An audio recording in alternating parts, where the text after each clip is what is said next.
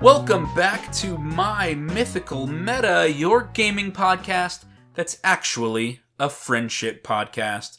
I want to start off by apologizing for the missing week. We did release a deck tech. That was some hidden footage that we found in the archives that was ready to go out. My home has been undergoing construction.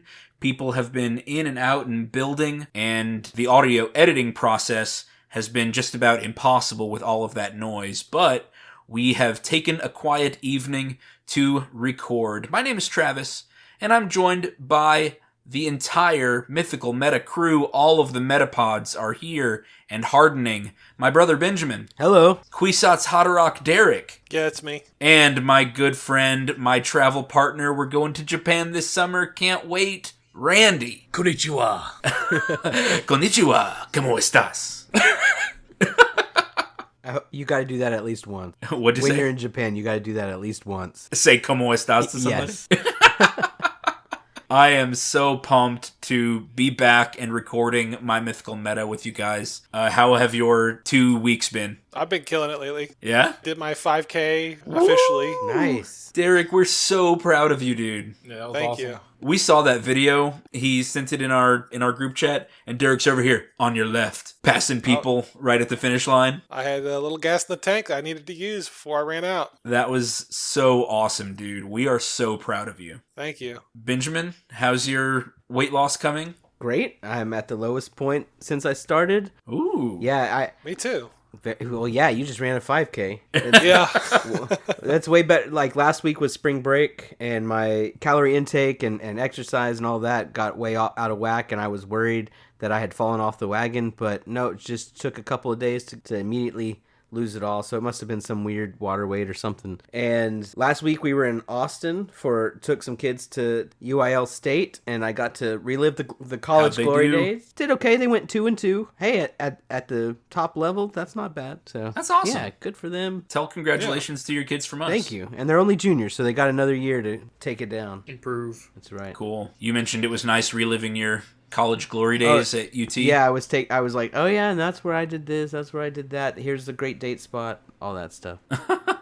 That's awesome. Yeah, it was fun. Randy, how about you? No real progress on the weight loss. I think I'm pretty much just now starting that goal. I have gotten up to gold in my rankings for Apex, so nice. Just kind of working through that. Other than that, it's been a pretty chill, relaxing couple weeks, so nothing too crazy. You said you and Nikki were considering getting a cat last weekend? Yeah, we were looking, but we didn't pull the trigger yet, so... But I mean, they have adoptions there every Saturday, so we'll probably go back again this Saturday. Or maybe not, because we'll be with y'all. Yeah, we're doing an escape room this weekend. Yeah, maybe afterwards, or maybe before we go, we'll go look at the cats. Cool.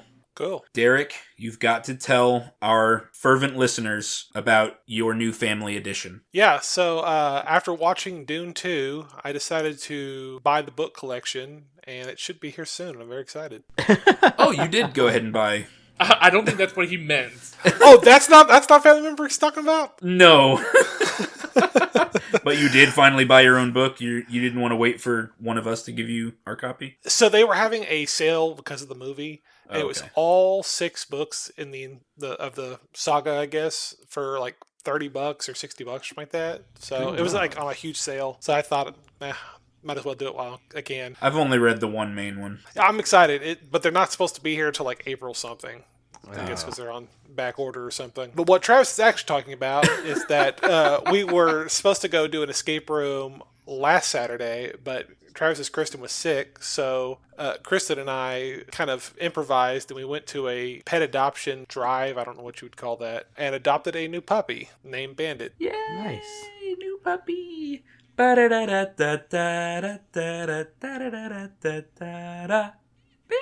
I don't know what breed he is. They say he's a collie mix, but I'm not sure. I don't super see it myself, but he's red. Oh, cute. I love it. He's adorable.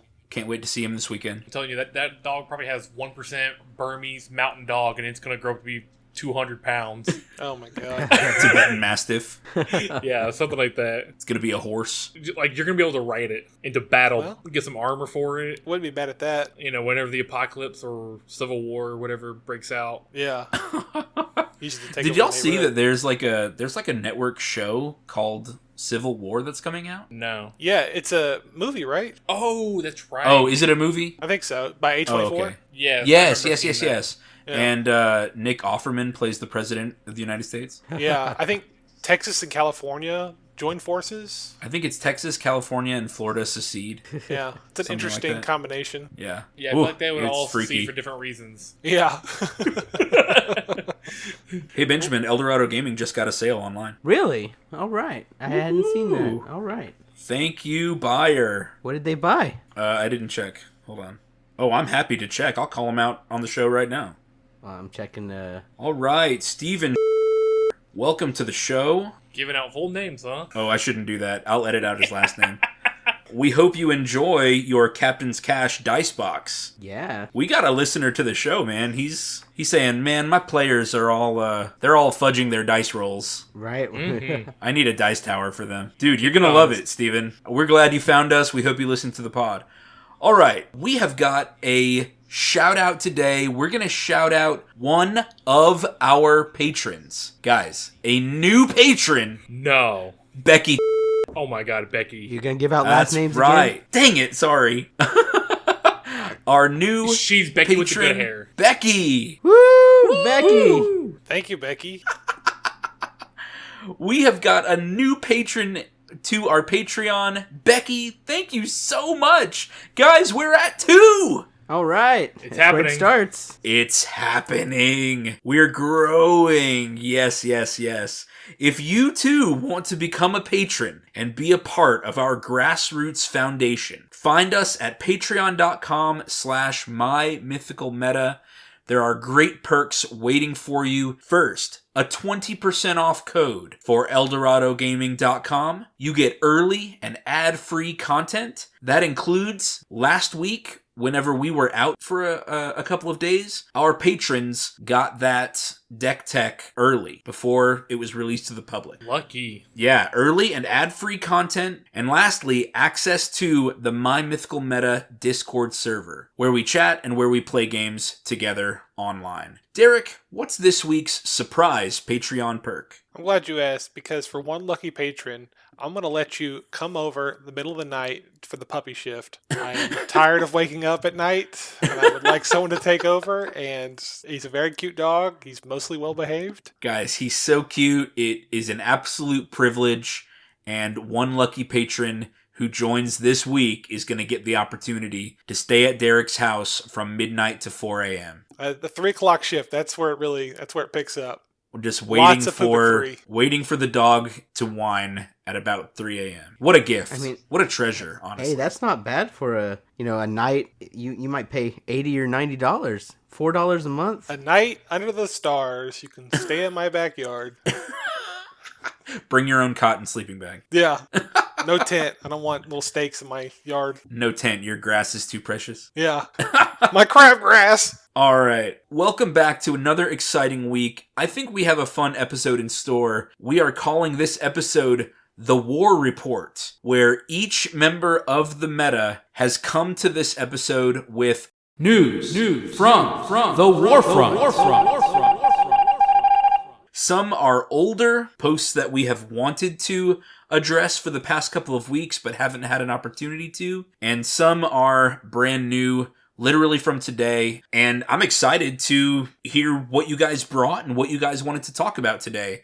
Our first post was brought to us from Randy. All right, so this first post was from our D&D. He says, as a player, what excites you the most about a homebrew world? And in the post he says, I'm working on a world for a homebrew campaign. I don't have players lined up yet, or else I would ask them. I enjoy the active world building, but this is my first time for D&D. So I'm curious what kind of things I should focus on and what players generally are interested in. Pantheon, history, detailed workings of politics, nightmare-fueled monstrosities, new magic system and items. the list is pretty much endless. So it is very particular to your D&D group, though. So it's kind of hard to say, in my opinion, without having any idea of who you're playing with first. Right. But if you're trying to do, like, if I was him and I was trying to start the homebrew campaign before I had players, definitely I would say get, like, your, I guess, like, the world itself built, but don't go so in depth where you're writing a novel. I feel like we've talked about in the past where someone was complaining about they weren't interested in like, the homebrew world, and he had all this stuff built out, and I think, you sound like you want to write a novel.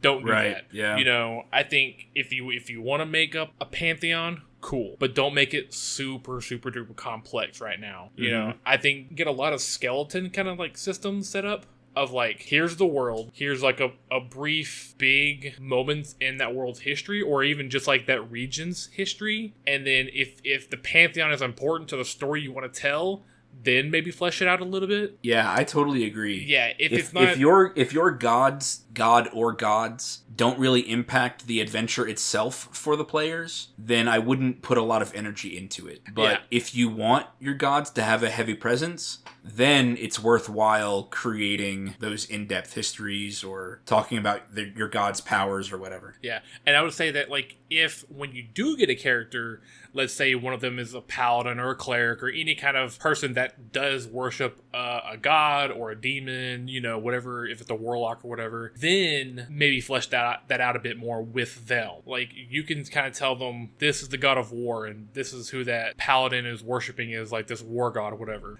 You know, then work with him on fleshing it out more. But yeah, I do this sometimes where it's a little bit of that like ADHD. You dive really deep into something, and then it's like, I did a lot of time into this, and it may not bear fruit. Yeah. And it may not matter because none of the players even ask about it. Yeah. Or so, need it. like I said, do like skeletal systems for history, you know. I think using, like, if you're just trying to save time, it's not sure if it's something that's going to be relevant, base it on some kind of pop culture type thing, like the pantheon, maybe the Greek gods or some other kind of, I can't think of another thing with gods in it, but yeah. My first one, I stole all the Theros gods from Magic, Mogus, and a bunch of them. You know, that was my kind of general theme for the gods, because they already kind of had a lore built into them. Yeah, a mythos that I could, like, that I was familiar with, and so I wasn't having to flesh it all out myself. You know, it was there, but it was still fantasy and new to to the players for the most part. And I think for me, what excites me with homebrew is kind of learning about what all there is to do in the world. You know, like what's going on. I feel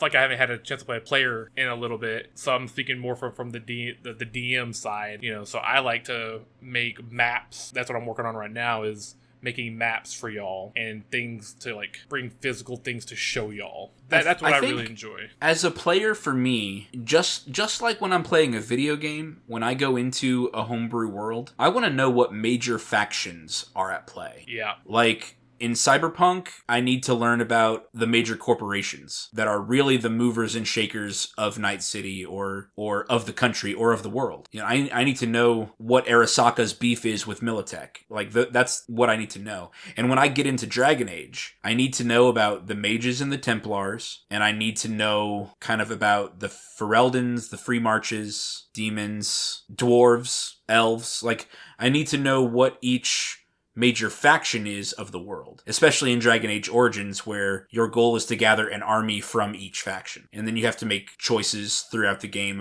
throughout Dragon Age Origins, there are all of these small faction battles. And in each one, you have to choose a side. And then that side is going to help you in the bigger war at the end of the game. So that's a great way of introducing a player for the first time what all is going on in the world. I know that the Mages and Templars are two major factions. I know that in the Dwarven Kingdom of Orzammar that there's two political camps, elves versus werewolves, and then in Denerim it was pretty much humans versus elves. So, like, the major movers and shakers, if there are things like thieves guilds or major cities or trade guilds or anything like that that is kind of pushing where the general population's ideas are going to flow, those are the things that interest me in a homebrew world, is what factions you have going on and how they're at conflict with each other. Yeah. Because that means as a player, I can start start picking sides and getting involved in those factions. I can start becoming a member of the world that already exists.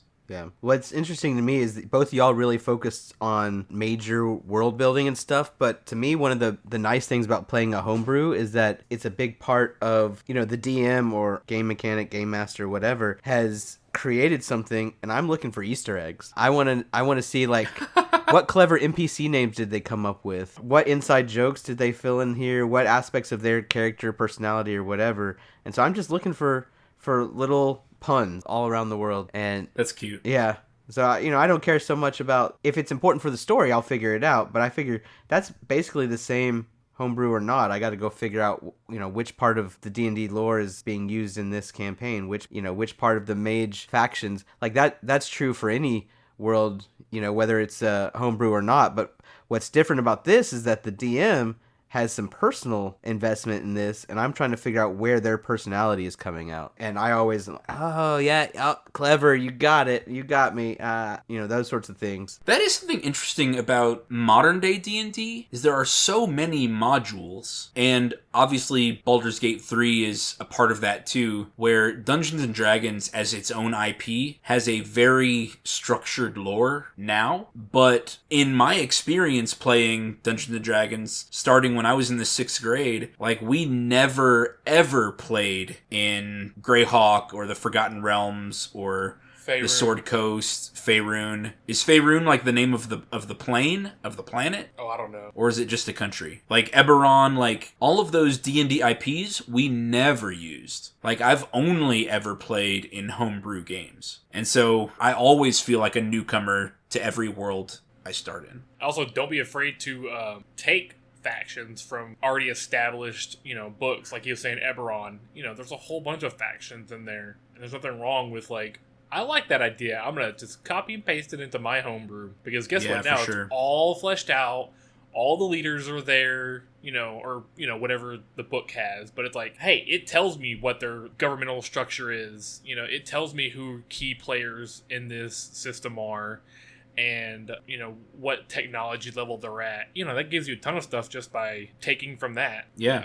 For me, I agree with Travis. I like to know who the big major factions and players are, but more than that, I like to, because I those are the things, like, I can influence and change in this game. Like, those are the tools I can use to do that. Yeah. But I also like taking that way down to, like, the street level, where it's, that's where I can have an immediate influence on the whole world. At least as a player, it's like, oh, I can, walk out of my fantasy house right now and stab somebody, and that be like a whole storyline or whatever. Like, that feels very livable. I guess I want to get kind of lost in the immersion of, like, hey, I know it's fantasy of mine, but it's like, hey, there's a bakery down the road.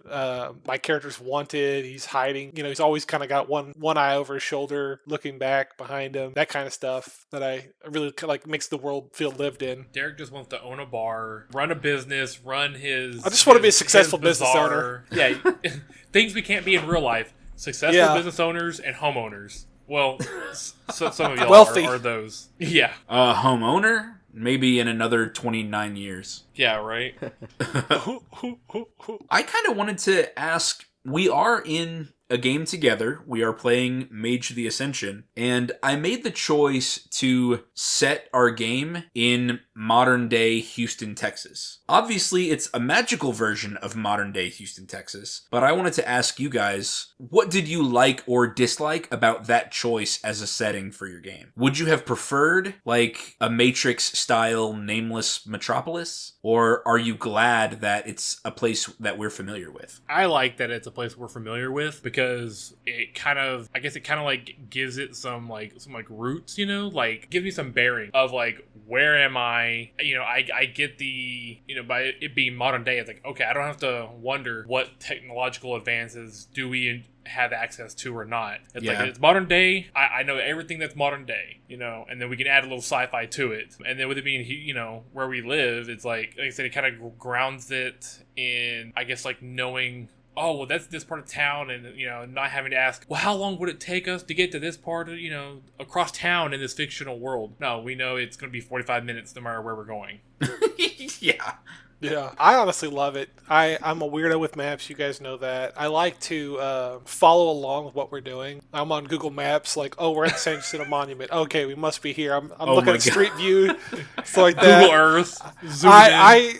I love it. It just kind of it brings that, like you said, like the immersion for me. I was like, I've been to this place. I know this place like the back of my hand. Yeah, you don't need a That's battle cool map because if you for have that Google adventure Earth. in particular, I had never been there. Yeah, I had never been to the San Jacinto Monument, so there were times when you were like, "No, Travis, it's not like that." You've never Maybe I had been there. You've never been to the San Jacinto Monument? I've never been think there so. either. Okay, Really? it's time for us to... I've been to the Stephen F. Austin statue. Well, yeah, but... All right, we need to take a field trip. It's good. It's important. Is it a My Mythical Meta field trip? Yes, company... Oh, it's 45 minutes away. So Yeah, exactly what I Yeah. said. It's Houston. Everything's 45 minutes. every time I come play with y'all, it's 45 minutes away. That's fair. But anyways, I Benjamin, what about Yeah, you? Do you like that it's... I like that we didn't have to spend so much time like asking those questions. It really helps each game move. We get a lot in. It really helps the theater of the mind aspect where, you know, when Yeah. you were saying, "Hey, we're doing everything at this IKEA," I knew what was happening in the loading docks because I could picture the loading docks. I've been there many, many times, you know. Yeah. When Derek's character was loading up stuff into a car, I was like, I can see him doing that, you know. Yeah. And our last adventure at the GRB. Right, exactly. At Yeah. the George R. Brown Convention Center. Yep. I was picturing, okay, I know which room we're in. I know, you know, we had to go up to the floor and watch that demonstration. And it's like, hey, I've done that multiple times. Yeah. I do like that you don't have to establish paths. You don't have to, you know, like Derek said with maps. I remember when we were getting ready to play this campaign, I watched a couple of actual plays online of a lot of different systems, including some done by some really good DMs like Brennan Lee Mulligan. I noticed that as they were explaining stuff to their characters, oftentimes explaining geography, it really slowed down a lot of the storytelling. It's like, well, you're here and you're here. How are y'all going to get there, etc. And one of the actual plays I really loved was a version of Mage where they did it in Los Angeles. Oh, that's cool. And they were, I think it was Los Angeles. It might have been it was some California city. But they were talking about real places. They went to eat at real restaurants. And on the screen, they would show a map of where they were going. And the characters were That's all pretty kind of neat. familiar with the area. And so they just said, well, let's just go here. It'll take us about 2 hours. Do we have enough time? You know, and the characters, the role playing is more genuine when, you know, you don't have to say, well, do I need to fast travel or whatever? You know exactly. It saves a bunch of memory Yeah. space. So I thought it was cool doing it in Houston. Well, good. I'm glad that you guys like that. I want to use this as one more opportunity to plug Dawn of Worlds. Yes. If your homebrew world, if your players know all about it, that makes your actual game run so much smoother. Rather than you trying to front load a bunch of your own homebrewed stuff onto them. They're either only going to read what matters to them, worst case scenario, they won't read or pay attention at all, and they'll be asking questions as you go about your world. But the best games I've played in are games that take place in real locations, which obviously requires a modern day scenario. Or Derek, do you remember when we were both at BTSR and we had that weekend where we were all flooded in? Yes. And so everybody started kind of role playing or pretending what camp would be like if it were the post-apocalypse. And Yeah, the apocalypse happened and we were shielded in this canyon. yeah, the apocalypse happens, the rapture happens, and it's only us left in the grounds of camp. And you're limited to the boundaries of camp. And that was a really fun weekend, a fun kind of thought experiment, because we all knew what we were working with. We were all really familiar with the layout. All right, great war report, Randy. Very good. The next one is mine. I found a post that is all too real, something we have all experienced.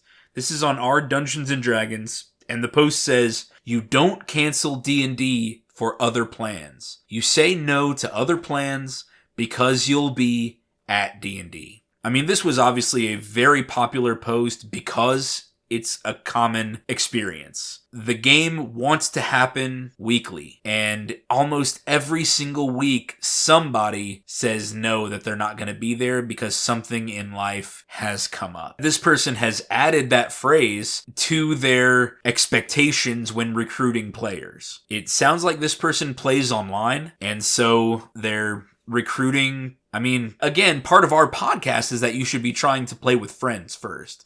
But as they're trying to recruit players, they're setting this expectation that Dungeons and Dragons is a commitment. It's not your last resort as something that you should only do if nothing better comes up. They want people to commit to the game. And obviously, that is something that we have gone through. We are just the four of us. We already meet weekly for a podcast. And so trying to find a second time to play is often a month or 2 months, time between our game sessions.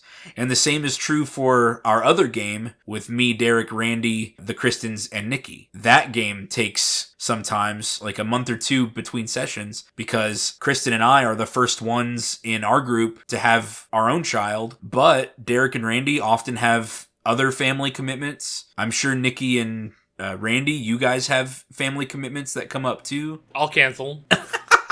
Randy's happy to cancel in order to play D&D.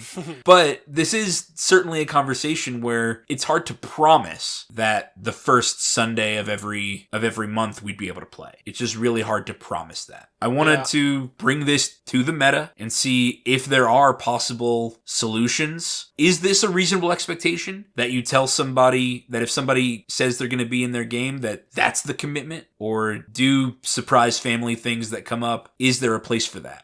I wanted to open that up to you guys. I think that it's really common in our society to say I have a standing commitment with friends. Now, I think that it's different if it's strangers versus friends. So if you have an online group that you met solely for the purpose of playing, and you don't have a standing relationship with them, I think it could go both ways. You could say, well, because they're strangers, this is the only way they'll be able to play is if we all commit, and therefore, it's a commitment that I have. I think that's fine. But for me, I think no one would bat an eye if you said, hey, I've got men's group every week. I've got a Bible study. I've got friends that I have dinner with every Thursday. Or axe throwing. I mean, there are people who do that. Pickleball, definitely. Pickleball. Hey, I play, it's kind of the same thing with our podcasting every week. It's been hard for us to schedule, but we make that work because it's a chance for us to connect. We talk before and afterwards. We catch up live on the air. And it's a lot easier to do that than it is in person all over the city. And I don't think that it should be that strange to say, hey, that's the night I have something planned. I can't do something else. Now, we are not holding each other hostage. Obviously, there are exigent circumstances where somebody's got to skip a week, and that's fine. I think that's to be expected, and that's true of everything. Sometimes you skip other commitments for emergencies too. But when your friends are saying, I want to get together with you on a regular basis every other week or whatever, for our group to get together and hang out, I think that should be expected of you and acceptable by the people you hang out with, that, hey, I have a core group of friends that I hang out with every week, and you need to be okay with that. We're going to plan around that. Yeah, I think that's a reasonable expectation. Cool. Yeah, I agree. I feel like if you want it and you want to make it happen, you'll make it happen somehow. You'll put the time away and you'll shape your life around that. But for people like us and me in particular, where we have family obligations, we have game obligations, the problem is, we only have Saturday and Sunday, and those days are so precious. Everyone wants a piece of that time. I mean, that's why I would never sign up for, just be honest with yourself. It's like, can I make this commitment or not? Yeah.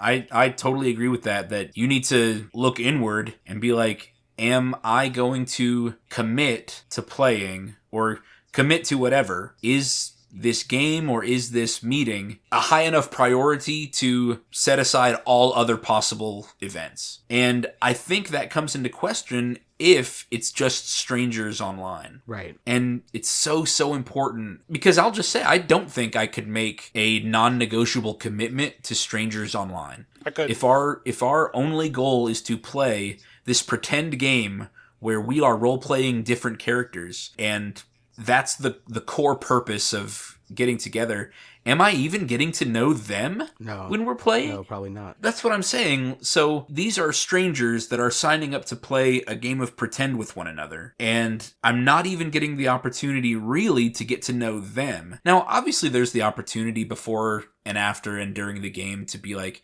hey, what do you guys do in real life? Or what's your job? Or what's your family's like? But then again, it's strangers online. I don't know how much information I want to give about myself to a stranger online. So there's this cognitive dissonance that says, I want to commit to these strangers, but I don't want to overcommit to these strangers. No, that I think is an odd expectation. Right. Well, I think that online, I would never commit to a regular online game with strangers unless I found myself with a bunch of free time. You know, maybe when my kids are out of the house or something like that. I would never do that now. I'm only thinking of the commitment in terms of when it's friends. Because you need to make time for friends. It's an important part of the world we live in. It's important for our relationship building. And when we get together to play, it isn't just, hey, I'm learning about your character. I am interacting with you, and it is it's one of the few ways I get to see my brother. Yeah. And so I think that's where I think that should be acceptable for people to say, these are the friends that I've chosen to have regular hangouts with, and I'm going to do that and commit to it, and you don't get to just come along and usurp my friend time. Yeah. This post reads to me as like a very 20s mindset. Yeah. Like when I had nothing but time, no job, all that stuff, when I could play every single day if you wanted to. And now in my 30s, I'm like, I'm begging for one afternoon to myself. Yeah, I definitely see that. In this post, they ask, does anyone else emphasize this during recruitment? And that kind of question just makes it seem like they're looking for employees. Well, I think you do recruit strangers for a game, but that does indicate that it's for strangers, right? You're not recruiting your friends for a game. If your friends, right. if you have a gaming group of friends, you don't recruit them. That's who you're going to play your next game with. So right. I think that you're right. That sounds like they're looking for, and they might be. I mean, if you think about it, a lot of these people are professional DMs or people who, they're getting paid to do this, and it affects their livelihood if people don't show up. So that could be. Randy, I did want you to bring up the solution that you've kind of started with our group. The calendar. Oh, yeah. I forgot about it. I think I saw it on another Reddit post maybe at some point. I don't remember. But I got the idea of just starting up like a Google Calendar or, whatever kind of calendar and just sharing it with the people in the group and being like, hey, like, let's mark down what weekends we're free and able to play. And then when we have like the most overlapping things, let's try to make those days work. We haven't really done it yet, but I would like to kind of work on it because it has been a minute since we played our D&D session, and I really would like to have like at least once a month a session, and I know that's like tough sometimes, but it's like could we schedule like the second Saturday or something like that, and I mean we'll talk about that off air, but I would like to try to schedule something as like a standing. It doesn't have to go forever, but man, if we could get 6 months straight, 6 sessions in a half year, that'd be a ton of progress. That'd be the most we've played and the most progress we made in a campaign like ever. Yeah, that's true. Since high school. Since high school and early college when we were meeting all the time. That's true every too. single week. Friday 6 p.m. to Saturday 6 a.m. 12-hour sessions. I miss those days. They were fun. Me too. In the man cave, the old storage shed that we renovated. Yeah. Behind your mom's and then there house. was a time when we would play at Derek's attic above his garage. Yeah. And we did that a couple times at your house, Randy. Yeah, a few times. I remember bringing over the Funyuns and Mountain Dew. Oh, yeah, definitely. But I do like your calendar idea and just saying like, all right, guys, it's January. I want you to go through your calendars and put all your commitments up. All your birthdays, all your... all the weddings you've been invited to. Well, yeah, but birthdays and weddings are probably, like, I guess, the biggest ones that you can plot out. And I guess if anyone has any, like, religious celebrations, but I don't think anyone here really... There's no hardcore practitioners in here. I am culturally Catholic. Fair weather Catholic. Which just means I really love statues and incense and stained glass windows. I don't know what you mean by hardcore practitioner, but I'm fairly religious. Well, I mean, in the D&D group of me, Derek, Travis, Chris, and Nikki. Sure. Like, none of us are going to That's true. Church every Sunday. None of us are, I don't think, church ever. But Randy, my mother listens to this podcast. I mean, sorry, Travis does. I forgot. God, every Sunday you're busy. I'm wearing my St. Benedict cross right now. Yeah, but the church I go to is the Church of the Almighty Dollar. Can I get an amen, brother? Hail oh my God, capitalism. Derek. I'm kidding. Oh my God. So I think that Holy Jesus. This is obviously a tough conversation to have with anybody. Sure. Mm-hmm. I think if it's a dedicated friend group, which I think we have, we meet every Thursday to do this podcast together. And aside from that, we try to plan, our mage games, and then we try to plan magic games in addition to our weekly online meetup. But all of our significant others know that it's podcast night, and that's something important that we're committed to. So it is reasonable to do that with an established friend group. Again, I don't know that I would make that jump with strangers. I don't love D&D enough to do it. I think That's fair. like Derek said earlier. That's a very fair point, yeah. Like Derek said earlier, like when you're younger and you have a lot more time off, I feel like I could, like if I found a group that had like a good DM and they did want to meet weekly, I definitely see it. If you had the time and it's that interesting to you, and if it means that much to you, that I don't see any problem with making that time every week for it. I don't have that time anymore, but there's some people that some people don't have friends, and this is how they meet friends. That's true. What I was saying earlier about I don't know how well I would get to know a stranger playing D&D, but absolutely that is a way to make friends.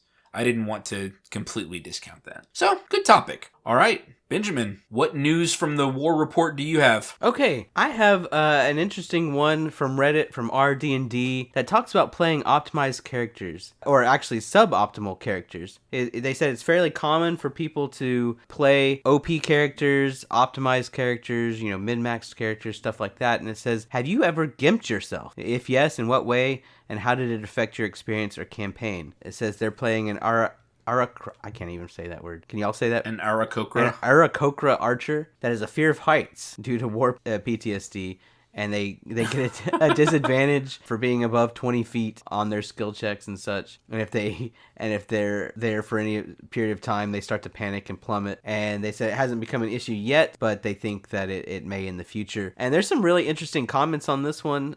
People talking about maybe being a chaos mage where they can't control themselves and stuff like that. But I thought that this was I think that playing suboptimal characters is sometimes really fun. Now, I will say that the most of the time when I play quote-unquote a suboptimal character, it's because I'm min-maxing, right? So I optimize my character to do a thing, but then, right, obviously the story is not always centered around that thing, and so it's suboptimal in every situation except for what it's been powered up for. And I do that all the time. And I actually have a lot of fun role-playing those weaknesses. I like all the role-playing systems that have merits and flaw systems, because I always go and find the craziest flaws that I can use those points somewhere else, and then try to buff them up, or try to role-play through those flaws. I remember in a campaign of Martian Colony that you ran, I made my character mute, and so trying to figure out, how am I going to communicate with the rest of the table? How am I going to communicate with NPCs? All of that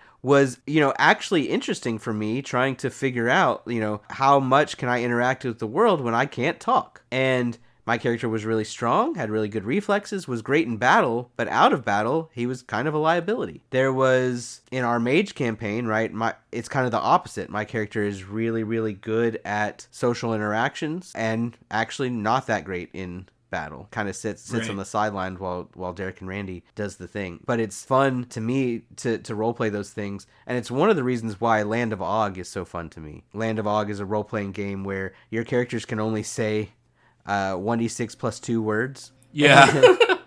And trying to figure out how to, and you have to say what your vocabulary is at the start of the game. That's part of character creation. And so, if you put a word in your vocabulary but someone else doesn't, then y'all just can't talk to each other about that thing. But it's so much fun to role play through those things. So role playing, okay, my character has a limp. My character has a tick. My character has an addiction. My character it's short. That's always really fun. Or trying to play an exceptionally tall rogue. How am I supposed to hide when those sorts of things. I think is all that's funny. Really, really fun. And kind of, I think really, sometimes your character will have a big time to shine, and sometimes your DM gets to use that to, put your group in a pickle. And I really like that. There's also, I think, the opportunity for low-powered campaigns if everyone plays kind of a well-rounded character on purpose, and there's no one who's always going going to succeed at something, it becomes a lot more random. You know, am I going to convince that person to give me the key? Maybe. Let's find out. I'm a normal, everyday person who sometimes convinces people and sometimes I don't. I think that can make for some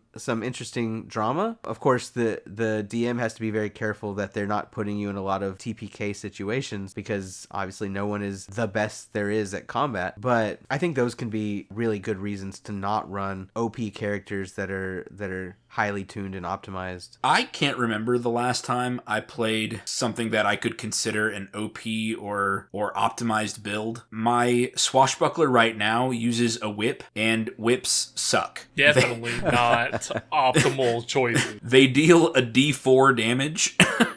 And I could easily be using a rapier and be dealing double or 3 times as much damage and just be killing people in my way. But that's generic. But yeah, that's really common, and a pacifist pirate is very, very interesting to me. Someone who is doing his best to threaten his way into riches and power, but killing as few people as possible. So a very kind of Dread Pirate Roberts feel is what I'm going for. Somebody who has a terrifying reputation, but who doesn't actually want to kill anyone. That to me is very fun and interesting. I remember for Derek's last game, I made a Warforged Barbarian. So he's a robot, and I just made it so that whenever he intuits any kind of threat, no matter what level that threat is, he will use his rage. So if he has a certain limit to the number of rages per day, well, somebody wanted to arm wrestle the robot at the inn,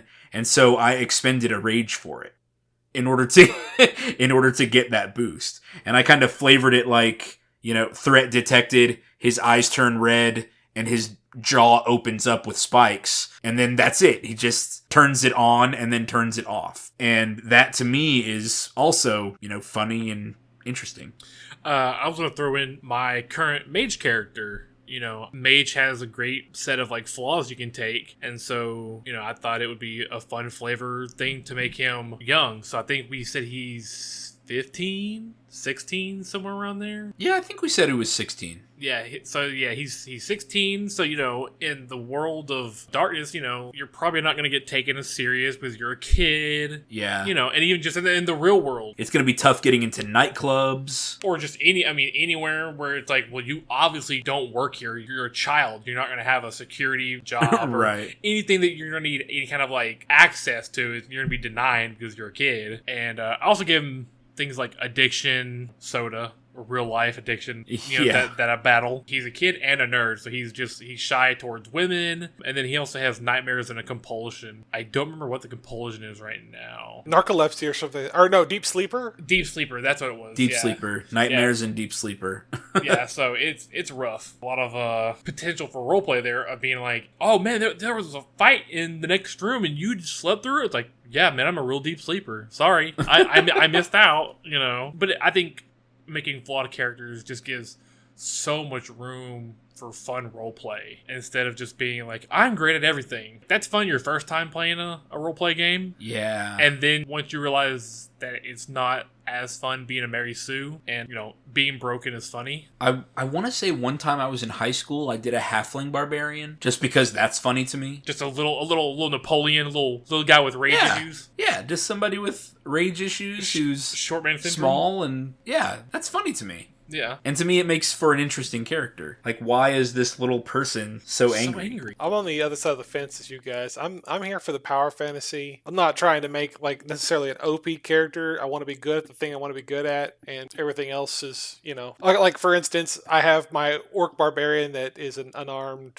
brawler type of dude. I want to take people to Suplex City, so I'm going to make the most optimized build to take someone to Suplex City that I can, and that's fun for me. I just want to beat people up. I think even then, though, you know, if you're playing an orc barbarian, I think the optimal thing typically is, you know, big axe. So I think you're kind of handicapping yourself by doing fist in a way. I mean, it still works well for you, and that's good because it's what you want your character to do flavor-wise. I also think specifically it works better in Pathfinder than it would in D&D. Sure, very true. Because in Pathfinder, there are barbarian options that allow you to, what is it, Derek? Like channel an animal into your fists or something? Yeah, it's like you pick an animal path and it affects your damage. Yeah, which is why I never made this character in D&D, because it was no good, and I would not have fun. Because I would be handicapped, and I don't want to be handicapped. I want to be good at fighting, so I want to have the best build I can have. I've got the I think the ape totem. It was ape or elk. Yeah, something like that. It might be elk because that one gives me, I think, like a 10-foot reach or something like that. Yeah, something like that. Which is me just doing optimized for damage and for fighting. But yeah, I'm here for the power fantasy. I can make my fun through roleplay, through non-mechanical means. Yeah, exactly. Yeah, I don't need the die roll or some kind of handicap to roleplay a fun character for myself. Does your mage character have any flaws? I took flaws so that way I could get points to buy merits. Oh yeah, I mean that's yeah. I mean that's always a bonus to it. The one I think that I guess is worth mentioning is I took it was the Marty McFly where if someone calls me a chicken I have to fight type of situation, and I picked that one as kind of like a cheat code type of thing where if I wanted to not fight, if like the group were like, okay, we're not going to fight or whatever, Travis as the DM could say, no, I wanted you guys to fight. Yeah. By doing that. So it's kind of like it's kind of like a tool for Travis to say. A tool for the DM to use, yeah. Yeah, it's just like, hey, you guys are going off the path that I wanted you to go on, so I'm going to flip this switch to get you back on the track. Derek, that just reminded me. In college, I was the type of person who, whenever I made a character, they were always an orphan. Like, I've got no living parents, I've got no living relatives, you cannot manipulate me through family. Yeah. And one time, another one of our group came with a wife and kids. And so our DM, this one session was like, whenever you get home that evening, you realize that your wife is missing and there's a note of some kind of thing. And he was like so heartbroken and like so upset that he had been manipulated this way. And I was like, yeah, dude, you opened yourself up to that by giving the DM those tools. But whenever I played Gerard Traft with Randy, I was like, yep, I've got a wife, I've got kids, I've got all these ties to the city. Manipulate me however you want. I don't know if that counts as a GIMP, but it's part of my background that the DM can use to get me to do stuff. Mm-hmm. Yeah. Yeah, I loved it that you had such a deep ties to the setting. I mean, we made your father-in-law the big bad. Yeah. That was such a good character. Yeah, that was a good one. That was a good campaign. I liked that one. Yeah, so I feel like now you've had several characters. I feel like that are rooted. They're not orphans anymore. Yeah. Even the one after that, Sobek was hunting for a way to bring back his dead wife, and carried around a desiccated her desiccated mummified hand. So that one's fun. So listener, we love playing flawed characters. We love bringing I don't except don't for put me Derek. don't put me in that category. We think it's a ton of fun to purposefully give yourself an obstacle. That way it feels like we accomplish something whenever we overcome that obstacle. We build up walls so that we can overcome them. All right, we've got one post left. Derek, what did you bring for us today? All right, this one is a tweet. With inflation on the rise, how do you guys feel about tipping culture? Are you tipping, and how much these days? Derek, I think that's a very interesting thing. I'm getting very penny pinching with my tipping. I'm on a budget too, guys. I feel like I'm being milk dry. Like I'm subsidizing these wages. Exactly. Tipping so that way the CEOs the can keep the money. And I'll be damned. Derek, where's this tweet? Oh, I made it up. I know you did. The real tweet says, played in a pod tonight where my opponent was swinging lethal commander damage in the air. They said they would choose at random and roll a dice to decide who to attack. I guess I should say this is at Mana Curves. I don't know if they're still called tweets or...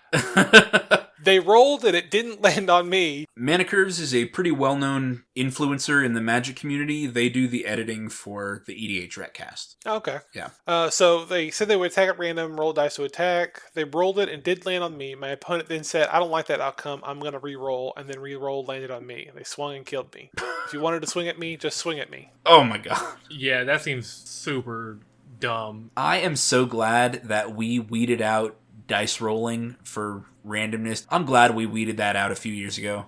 Yeah, because we used to. I remember. We did used to do that, but I'm glad we've gotten rid of it. Now we've got enough hate in our hearts to remember who hurt us the most.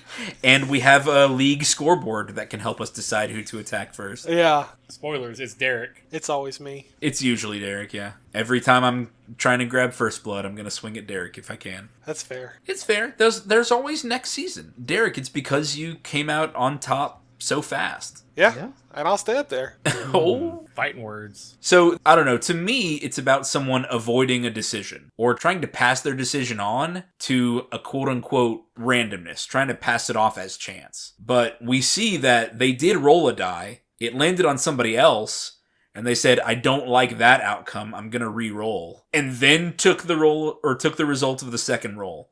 That's ridiculous. If you just want to swing at somebody, then just swing at somebody. Yeah, it sounds kind of petty. Like, you didn't have the balls to hit me, so you tried to play off on fate, but fate didn't give you what you wanted, so you're like, let's try again. It seems kind of just like... Yeah, it's a just game, cowardly. bro. It's a game. Have some chutzpah. Benjamin, what do you think about this one? Yeah, I mean, I think we should talk about why we got rid of randomness in our own group, right? Like, make a real in-game decision about who you're going to attack and for what reasons. Are they playing the scariest commander? Or do they have the most life? Do they win more games than anyone else? And actually, force you to, think about the meta a little bit and own your decisions, like y'all said. So I do know that a lot of people, like I will often advise people who are torn about a decision to flip a coin, roll a die, whatever, because the way you feel about the result tells you what you really wanted, right? Yeah. So in this case, this person maybe wasn't sure who they wanted to attack, but the die roll told them, oh, well, actually, I guess I did want to attack them instead, and then did so. But I wouldn't have re-rolled it a second time. I would have said, you know what? I don't like that. I'm attacking you instead. instead of let me re-roll. Mm-hmm. And so I think that the re-roll and having them swing at mana curves and kill them is probably the part of that I don't like. I don't necessarily dislike, especially if you do it quickly. If you're rolling for every decision, that gets annoying real fast. Oh, so But annoying. in this one, if it's a game-winning, hey, I'm gonna roll this just to see who dies first, but I'm planning to kill all of you. I don't have a problem with that necessarily if there's not a lot of meta considerations going on and you do it quickly. But I think the second roll is what kills it. Like, yeah, don't do that. A coward dies multiple deaths. Yep. So I want to not disagree. I absolutely agree that you should make a decision and own it and, just take whatever happens.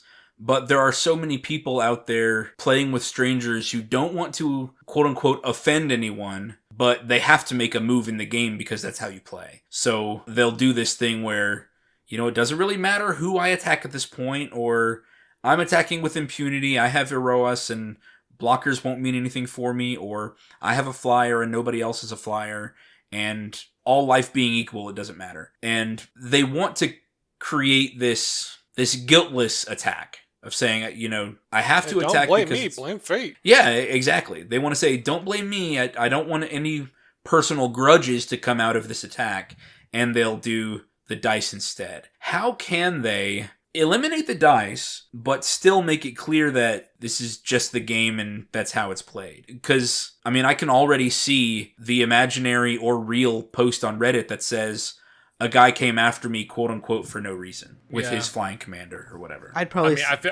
Yeah, go ahead. Go ahead, Benjamin. Oh, well, if it's strangers, I think I would say, hey, I'm coming after you this time, I'll go after them next time. If we're in a similar situation and I don't have a good reason, I promise I won't go after you next game first. But, if you have a good reason, just state it. I'm going after you because you have the most life. Or I'm going after you first because I think that you're the one most likely to beat me. Derek's really good at this, actually. He's like, I'm going to attack Benjamin because I think he's the one who has the capacity to beat me. Yeah. Or you've done that before with Avacyn. You're like, I'm going to attack Ben because he's the one who's playing a lot of exile removal. Yeah. Or sacrifice removal. Or sacrifice removal. He's the one who's able to remove Avacyn. So, if you've got a reason, just say it.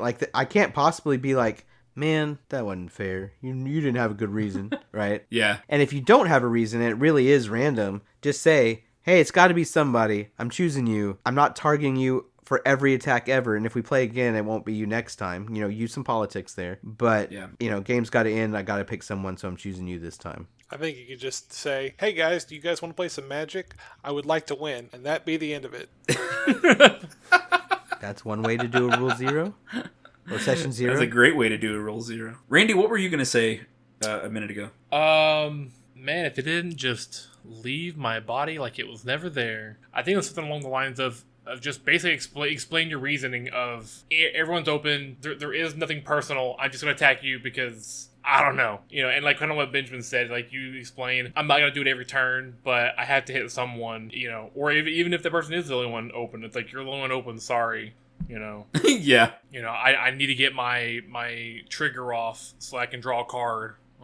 Yeah, I think that makes total sense. And just remember that Magic is a game that has to end. Moves have to be made in order for the game to end and for a winner to be declared. So don't take every single attack, or every single move aimed at you personally. It's just a game that you agreed to play by creating a deck and rolling up to the table. So anyway, thanks, Mana Curves. We're going to use your post in our episode. Awesome. Anything you guys wanted to add to this topic or any of the others? Nope. I think we covered it pretty well today. This was a fun episode. Maybe we should do some others like it. But it was really fun having everybody bring something that you cared about. And all of these are fairly recent posts. I think one of them might have been 2 weeks ago. I think it was the Flawed Characters one is our oldest one that we got to. But guys, what we're saying is these social issues in our hobby, in our nerd culture, they're happening every day. And it's our goal at My Mythical Meta to shine some light on how you can address some of these social issues in order to maintain your friendships and relationships. That's what we hope you get out of this. If you want your question answered on My Mythical Meta, if you want to hear us four knuckleheads give advice about how you can maintain and bolster your relationships, you can send us emails directly to mymythicalmeta@eldoradogaming.com. You can become a patron and send us messages through the Discord server. Messages through Discord and comments on our YouTube, on our Spotify, those are always going to get first dibs. But if you have a specific question and you send it to us, you will get top priority. We will most certainly get to questions that are sent to us specifically. If you have it in your heart, make sure to leave us a 5-star review on whatever platform you are listening to our podcast with. Benjamin, give us some words of wisdom. Okay, well, every single thing that we talked about today really boils down to communication with the people that you interact with. Trying to figure out, we all talked about what excites you in a homebrew, but ultimately, if you're making a homebrew for players, what matters is what excites those players. Go talk to them. Don't create your homebrew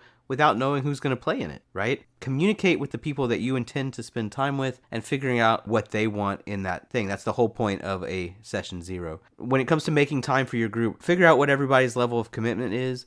Be okay if maybe this group isn't going to work out because y'all have different commitment levels. Find a group that has the same commitment level as you and would be understanding when you can't make it or will be there when you all say you will. But talking about that ahead of time, again, in a session 0. With the Flawed Characters, figure out what your group wants from their experience. Are they going to be okay with you role-playing a weakness, with you not being able to come through in the clutch because you have a fear of heights or whatever it is? How is your DM wanting a high-powered campaign, or are they going to use your weaknesses in the moment to create an interesting tension or story? But ultimately, again, that comes down to communication. And then again, the decision making, right? The fear of making someone feel targeted or people having a bad experience because they didn't let randomness ultimately comes down to making your intentions clear and cultivating a group where you let people make those decisions and don't punish them for it out of the game. Yeah, don't hold grudges against somebody for making a game decision. Yeah. Learn to communicate well, learn to be gracious, learn to be open about your expectations and be accommodating of other people, and you'll have a better gaming experience all around. Beautiful. It's good to be back, guys. My house is still being worked on. I am so excited for when it finishes. I'm going to have an entire upstairs playroom, that's much bigger than the room I used to have. All right, you're hosting the next game night. Maybe, man. It'd be great. Oh, I thought the playroom was for Marin, like her playroom. You're moving your stuff in there? I'm moving all my stuff in there. She can have the old small one. Well, no, that room is being turned into a bedroom. Oh, she can still play. Well, we're gonna have like corners and some walls are gonna be baby toys, but the central fixture will be the table and the board game shelf. Awesome, exciting, can't wait. Yeah, very excited. Okay, thank you guys for listening, and thank you for being my good friends, Derek, Randy, and Benjamin. Have a great night. Bye. Sayonara. Wait, you guys are leaving? This episode was sponsored by Eldorado Gaming. Use the promo code META for 10% off your order. Please like, comment, subscribe, and share. This episode was edited by me, Travis Konishek, and our intro and outro music is by Tyler Heath of the Oh Hellos.